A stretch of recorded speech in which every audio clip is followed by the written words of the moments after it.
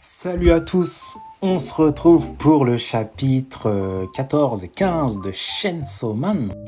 Et direction l'hôtel ici présent car il se pourrait potentiellement qu'un démon ait en lui, en possession dans son corps, une partie du corps du démon flingue. Le démon flingue, c'est le démon extrêmement puissant dont j'avais parlé au chapitre précédent.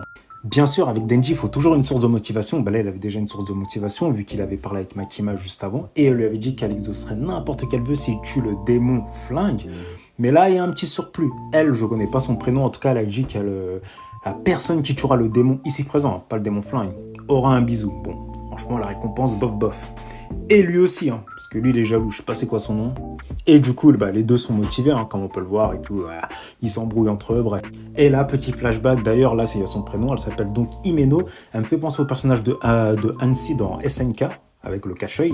Et là, en gros, ça nous montre comment ils se sont rencontrés avec Aki. Et elle lui dit qu'elle avait déjà eu plusieurs compagnons pour combattre, hein, pas compagnons d'amour. Et qu'ils se sont tous fait tuer, hein. Du coup, là, elle se rencontre Aki, elle lui dit en gros de pas mourir parce qu'elle en a marre en fait de perdre ses compagnons à chaque fois. Bref, petite parenthèse fermée avec le flashback. Et là, place au démon. Le démon, il est là. Il ouvre la porte. Qui se cache derrière cette porte? Et voilà ce qui se cache derrière cette porte. Un démon dégueulasse. On dirait les boss de Final Fantasy, là, à la fin des jeux. Les boss tout dégueulasses. Bref. En tout cas, il est tout petit, il fait pas peur. Enfin, si, il fait peur quand même, mais voilà, quoi, il est petit. Puis là, il saute pour attaquer cette jeune fille. Je sais plus c'est quoi son nom. Mais Himeno intervient et elle bloque l'ennemi. Puis Power, comme d'hab, sans réfléchir, elle découpe le monstre en deux. Et Power, toute contente, elle croyait qu'elle était surpuissante parce que le monstre, il avait peur, il est resté figé. Mais non, non, non.